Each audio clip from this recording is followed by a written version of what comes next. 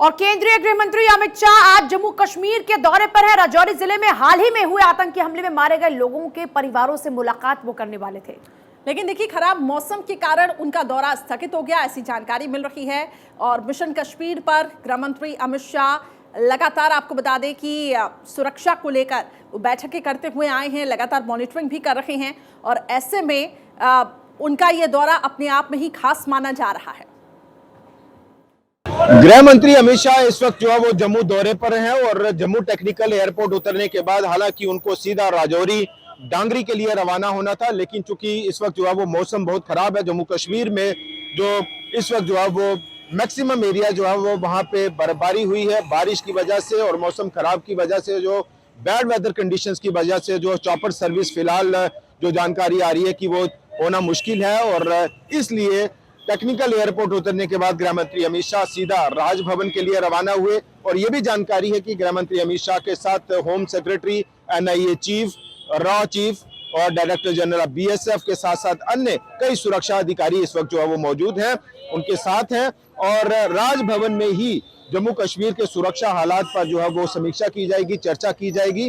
और 2 घंटे का हाल्ट है राजभवन में। 2 घंटे के बाद अगर मौसम साफ रहता है, क्लियरेंस मिलती है, उसके बाद गृह मंत्री अमित शाह राजौरी के लिए रवाना होंगे। जम्मू से सुरेंद्र शर्मा, भारत 24 के लिए। तो घाटी की सुरक्षा के लिए देखिए किस तरीके से गृह मंत्री अमित शाह पैनी नजर बनाए हुए हैं। अमित शाह जम्मू में हिंदू परिवारों पर लक्षित हमलों के मद्देनजर सुरक्षा स्थितियों को लेकर हाई लेवल मीटिंग भी कर रहे हैं।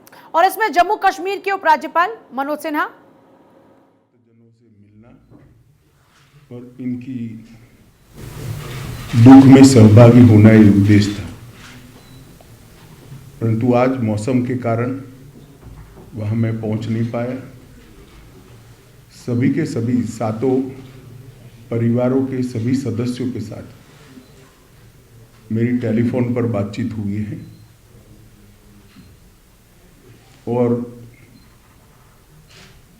क्योंकि मौसम के कारण मैं जा नहीं सकता था तो टेलीफोन के माध्यम से उनके दुख के अंदर सहभागी होने का मैंने प्रयास किया है।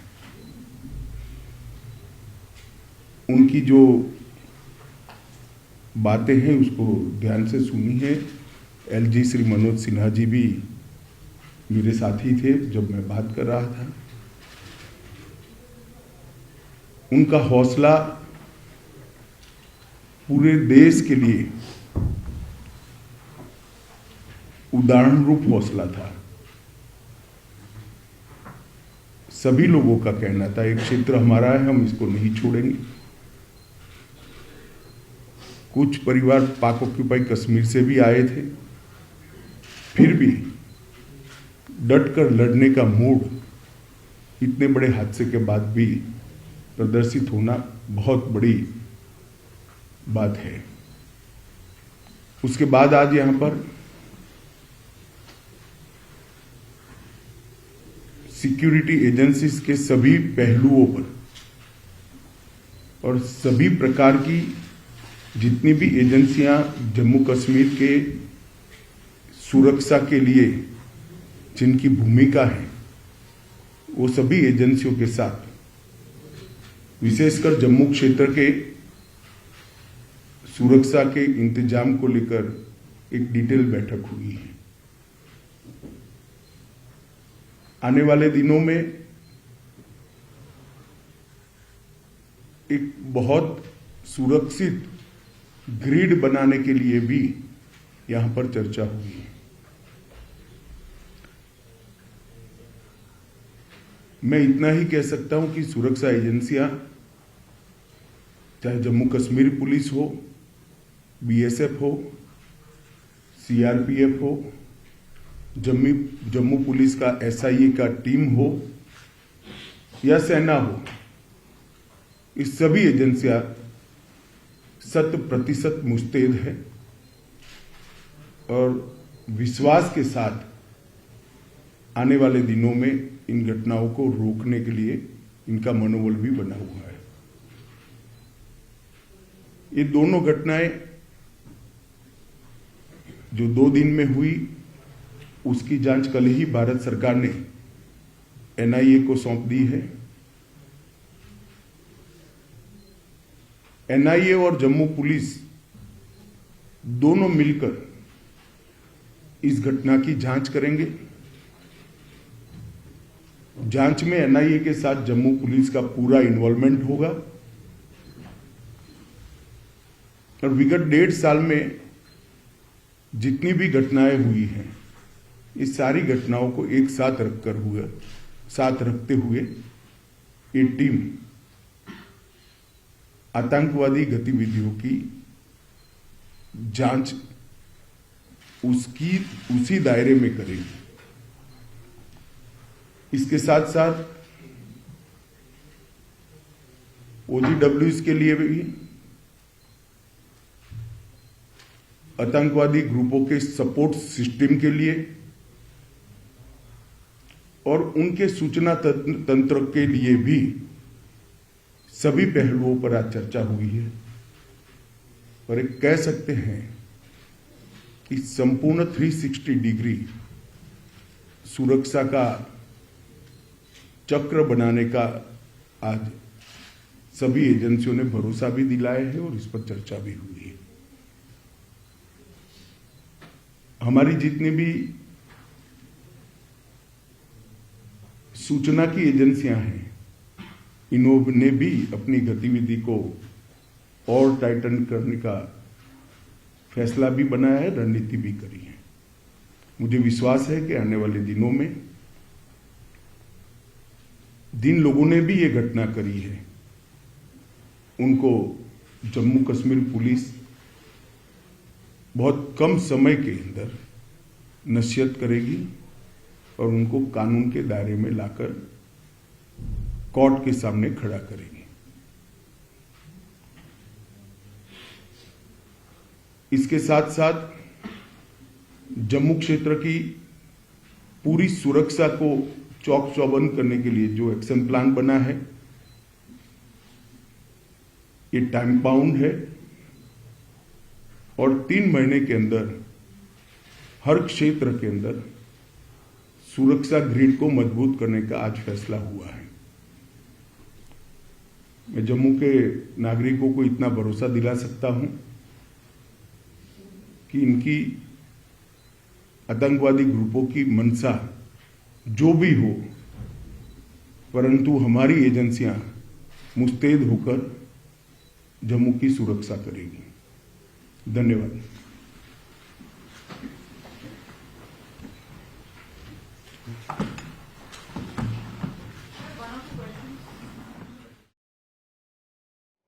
तो गृह मंत्री अमित शाह आपको बता दें प्रेस कॉन्फ्रेंस कर रहे थे। राजौरी की घटना की जांच एनआईए को सौंपी गई है, ये बड़ी बात उन्होंने कही। पिछले 1.5 साल की घटनाओं की अब पड़ताल भी होगी।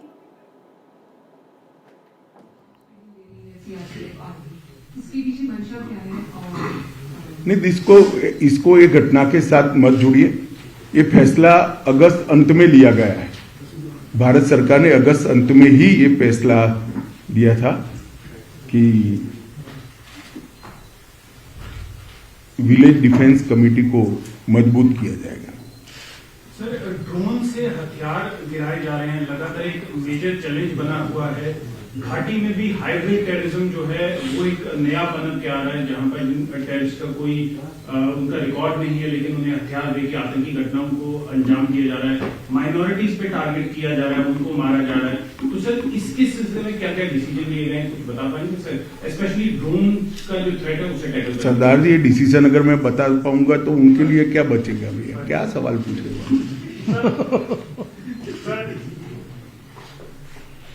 तो जो विक्टिम फैमिलीज हैं कई आतंकी घटनाओं में जो शिकार होती हैं, जैसे राजौरी में भी हुआ, इसी तरह से पहले कश्मीर में टारगेटिंग के जो शिकार हुए, तो उनके लिए किस तरह से वो उनकी लाइफ बेटर हो पाए? क्योंकि राजौरी वाले इंसिडेंट में काफी जो फैमिलीज हैं वो उनकी हालत ज्यादा लो लेवल की है, तो उनके लिए क्या कहना है? नहीं, हर स्तर पर, चाहे घाटी हो, चाहे जम्मू हो, चाहे राजौरी हो, चाहे पूंछ हो, चाहे साउथ कश्मीर हो, जो विक्टिम फैमिलीज है, इसके साथ सरकार बिल्कुल मजबूती से खड़ी है। इसकी प्रस्तावित योजनाएं हैं और योजनाओं के ऊपर भी लेफ्टिनेंट गवर्नर को बहुत सारे अधिकार होते हैं। कई योजनाएं स्पेसिफिक किस्सों में अप्लाई नहीं होती है, कुछ मर्यादाएं आती है, तो लेफ्टिनेंट गवर्नर कैन डिसाइड। इसमें कोई कोताही नहीं बरती जाएगी। बड़े संवेदनशीलता से और सम्मान के साथ इनके परिवार की सभी चिंता की जाएगी।